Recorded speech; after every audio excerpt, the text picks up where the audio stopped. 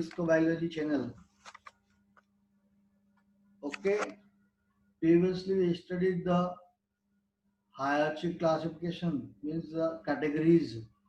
Okay, now one by one study the, now firstly study the lower side means species. सबसे पहले बात करते हैं अपन लोअर टू अप की ओर बढ़ते हैं, स्पीसीज से बढ़ेंगे क्लासिफिकेशन जो अपने टैक्सोनॉमिक हायरार्ची लिखा था, उस हायरार्ची के लोअर पार्ट से अपन धीरे धीरे आगे बढ़ते हैं. ओके, तो फर्स्ट उसमें कौन था आपके स्पीसीज था. देखिए one by one, what is a species. different definition है. Species the smallest taxonomic category, सबसे स्मॉलेस्ट कैटेगरीज को अपन ने क्या नाम दे दिया आपके स्पीसीज. सबसे लोएस्ट पार्ट में अपना देखा भी, that is the basic unit of the classification. इसी बेस पर सभी ऑर्गेनिज्म आपके क्लासिफाई है. जॉन रे firstly who propose this concept species का, तो जॉन रे ने सबसे पहले स्पीसीज का concept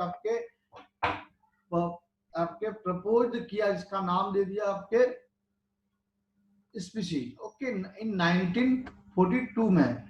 biological concept of species, what is the biological concept. Exact definition of the biology की अकॉर्डिंग और बात करें, एग्जैक्ट डेफिनेशंस क्या होगी स्पीसीज की. Left, Mayr's propose the biological concept of species, है ना. सबसे पहले साइंटिस्ट था जो किसने बताया आपके मेयर्स ने, कि कैसे इसकी डेफिनेशन को एग्जैक्टली किस तरह से रहती है आपके. फर्स्ट, अकॉर्डिंग टू मेयर, अच्छे समझना, all the members that can interbreed among themselves and can produce fertile offspring are the member of the same species. सीधी सी बात, एकदम शॉर्ट एंड स्वीट. स्पीसीज किसे कहेंगे, जो आपस में एक ग्रुप है. सपोज ये ग्रुप है, इस ग्रुप के अंदर जो ऑर्गेनिज्म है, मैं भी स्पीसीज की बात नहीं कर रहा हूं, जो ऑर्गेनिज्म है, अगर ये आपस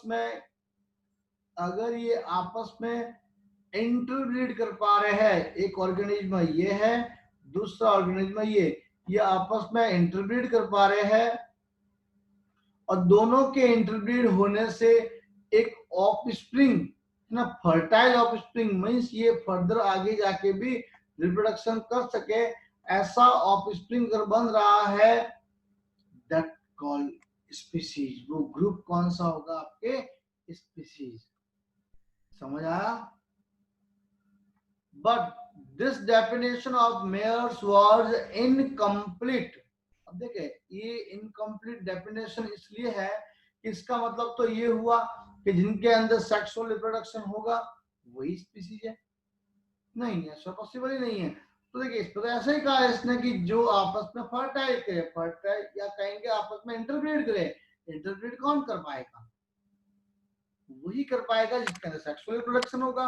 तो एग्जैक्टली इसने कहा कि बिल्कुल कि ये इनकम्प्लीट डेफिनेशन है मेयर्स की. तो इसका मतलब क्या हुआ कि एप्लीकेबल आपके इनके अंदर सेक्सुअल रिप्रोडक्शन हो रहा है, क्या वही लिविंग बीइंग्स है, वही स्पीसीज है. नहीं, ऐसा तो नहीं है. इस वजह से आपके कैरोलस लिनियस ने टैक्सोनॉमी के अंदर ये कैरेक्टर आपके शो नहीं किया. देखें, there are the many organisms that have the only a sexual mode of reproduction. तो क्या इसके अंदर आपके ये आपकी स्पीशीज का फिनोमिना काम नहीं करेगा. क्या इनके अंदर अपन आपके स्पीशीज को ये लिविंग नहीं है, बिल्कुल लिविंग है. फिर the main character is the determination of the any species, the interbreeding, but this character is not used in the taxonomy. Very important. अपन एक तरह से डिटरमिनेशन कर सकते हैं कि स्पीशीज के अंदर ये चीजें होती है नहीं होती है, that's characters are present, that's are absence, ये कह सकते हैं. बट की कैरेक्टरिस्टिक्स नहीं मान सकते स्पीशीज का. इसी वजह से टैक्सोनॉमी ने या टैक्सोनॉमी के अंदर इस कैरेक्टर को यूज या इस कैरेक्टर को इंक्लूड नहीं किया है जब भी क्लासिफिकेशन करेंगे तब. Right, good. Next, in taxonomy, determination of the species is based on the other character. किस बेस पे डिपेंड करता है ये, अदर कैरेक्टरिस्टिक्स पे डिपेंड करता है. और वो कैरेक्टरिस्टिक्स आपके मेनली कौन से होते हैं, आपके मॉर्फोलॉजिकल कैरेक्टर्स के बेस पे आप ले सकते हैं. मीन्स बायोलॉजिकल कॉन्सेप्ट मेयर्स के अकॉर्डिंग तो ये था, वापस मैं क्लियर कर रहा हूँ। मेयर्स ने ये बोला कि आपस में जो स्पीशीज इंटरब्रीड करती है और जो प्रोजेनी मिलती है वो फर्टाइल होती है, आगे जाके वापस से वो ऑर्गेनिज्म आपके रिप्रोडक्शन कर सकती है। तो बाद में ये कंप्लीट डेफिनेशन नहीं होने का रीजन ये था कि क्या इसका मतलब ये हुआ कि जितने भी ऑर्गेनिज्म है जिनमें सेक्सुअल रिप्रोडक्शन होता है वही लिविंग है, उनमें ही आपकी स्पीशीज के कॉन्सेप्ट लगेगा? ये नहीं, ऐसा कुछ भी नहीं था। इस वजह से इसको एक कॉमन कैरेक्टर के फॉर्म में मान लिया गया। इस वजह से इसको टैक्सोनॉमी के अंदर इन्वॉल्व नहीं किया गया, क्योंकि वहां पर तो सब सेक्सुअल रिप्रोडक्शन वाले भी आएंगे ऑर्गेनिज्म और सेक्सुअल वाले भी आएंगे। इस वजह से टैक्सोनॉमी के अंदर भी इस जो आपके बायोलॉजिकल कॉन्सेप्ट के अकॉर्डिंग जो इसने डेफिनेशन दी है रिप्रोडक्शंस की या सेक्सुअल रिप्रोडक्शंस की, वो इंक्लूड नहीं किया। Okay, clear, good.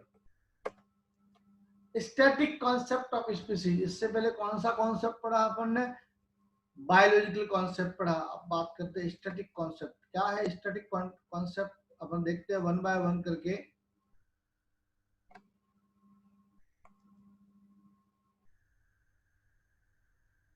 Okay, the static concept of species was proposed by Linnaeus. Firstly proposed, thus Linnaeus proposed.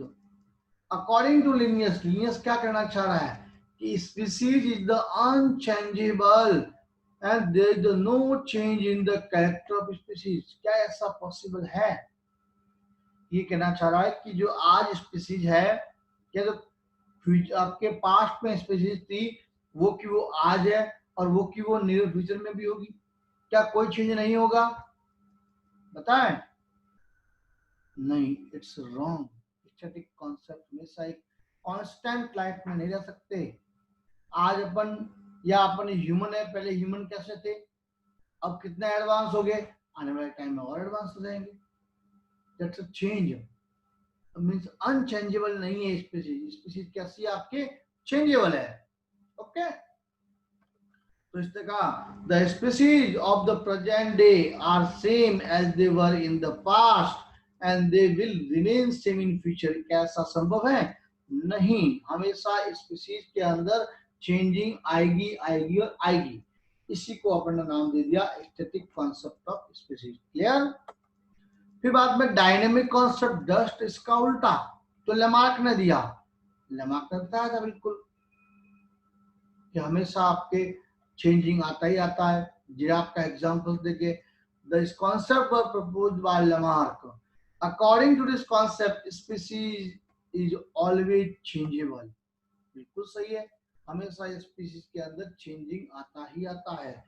Changes always occur in the character of species from one generation to the next generation. Simple है, जो अपने parents के अंदर characters थे, क्या वो के वो कैरेक्टर अपने अंदर आए?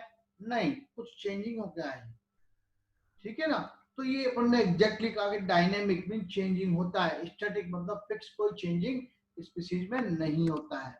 होप सो सबको एक क्लियर हो गए होंगे दोनों कॉन्सेप्ट। और इससे पहले बायोलॉजिकल कॉन्सेप्ट होता स्पीसीज का। आगे बढ़िए। And this change are known as the evolution. अगर मान लीजिए ऐसा चेंज हो रहा है, एक जनरेशन से दूसरे जनरेशन के अंदर ये चेंजिंग चलता आ रहा है, तो इस टाइप के चेंजेस को अपन नाम देंगे इवोल्यूशन।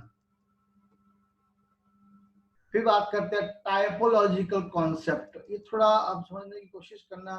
कुछ बड़े जो भी आपके कहेंगे, मैं नाम नहीं लूंगा, हर अपने अपने अंदाज में समझाते हैं, बट इसको थोड़ा क्लियर समझना, बहुत सा मिच मैच होता रहता है इसके अंदर।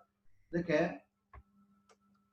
पर this concept was proposed by Aristotle. सबसे पहले इस कॉन्सेप्ट किसने दिया? आपके अरिस्टोटल ने दिया और प्लेटो ने, दोनों साइंटिस्ट ने मिलकर।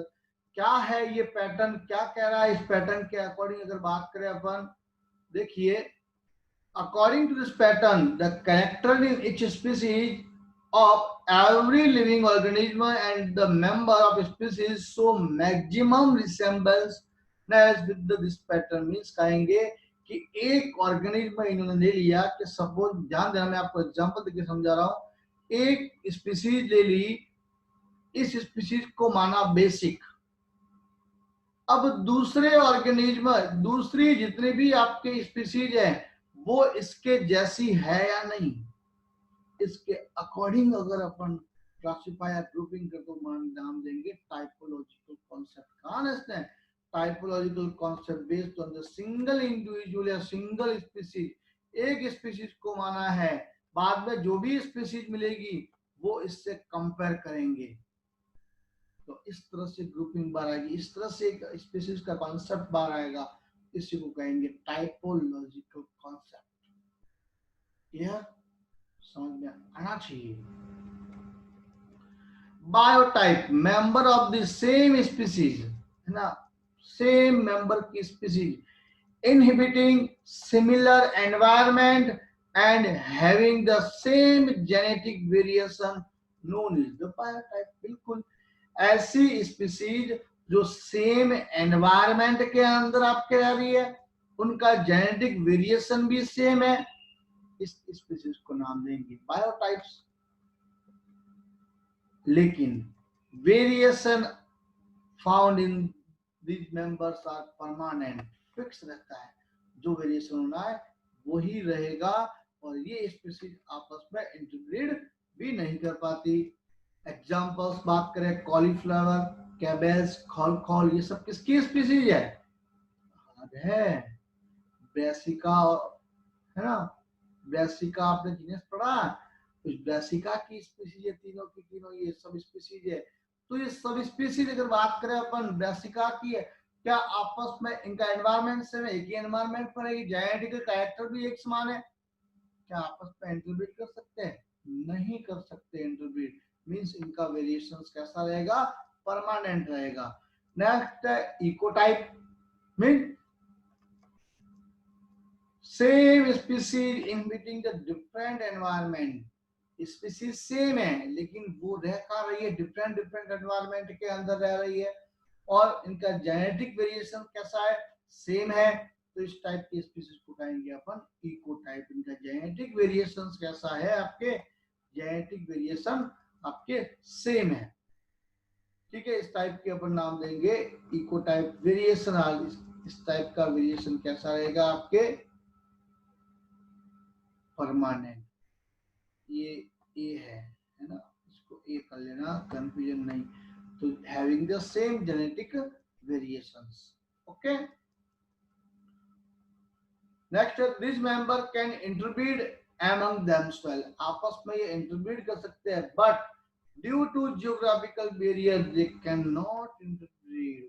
ये आपस में इंटरब्रीड कर सकते हैं, अगर पास में होते तो कर लेते, लेकिन नहीं कर पाते। क्यों नहीं कर पाते? क्योंकि इनकी स्पीसीज आपके डिफरेंट जियोग्राफिकल एरिया में प्रेजेंस है। सपोज एक ऑर्गेनिज्म यहाँ है तो दूसरी ऑर्गेनिज्म लंदन, एक ऑर्गेनिज्म न्यूयॉर्क में है, दूसरी ऑर्गेनिज्म कश्मीर, समझ में आ रही है? एज एग्जाम्पल समझा रहा हूँ आपको। मीन्स दोनों के बीच में बहुत बड़ा जियोग्राफिकल डिस्टेंस है, इस वजह से आपस में ये ब्रीड नहीं कर पाते, वरना तो आपस में इंटरब्रीड कर सकते थे। एग्जांपल दे दिया इसने आपके कॉर्वस स्प्लेंडिस। अब कॉर्वस स्प्लेंडिस का मीन है क्रो की स्पीसीज के found in the different regions are ecotype of the one species. Means एक ही स्पीसीज जब डिफरेंट रीजन्स के अंदर रह रही है और आपस में ये इंटरब्रीड नहीं कर पा रही है, अगर ये पास हो तो इंटरब्रीड करती। समझ में आया? तो ये अपन ने पूरा स्पीसीज कॉन्सेप्ट को समझने की कोशिश की। नेक्स्ट आगे आगे क्लास में देखेंगे। एमसीक्यूज को सॉल्व करना ना भूले, बार मैं हर लेक्चर के एंड में जरूरी बोलता हूँ कि एमसीक्यूज को सॉल्व कर समझ लीजिए कितना इंपॉर्टेंट है एमसीक्यूज। थ्योरी पढ़ना कोई बड़ी बात नहीं है, इस बेस्ड एमसीक्यू को सॉल्व करना, एमसीक्यू को फोड़ना वो बहुत बड़ी बात। ओके, नाउ सी यू, मिलते हैं ब्रेक के बाद, बाय।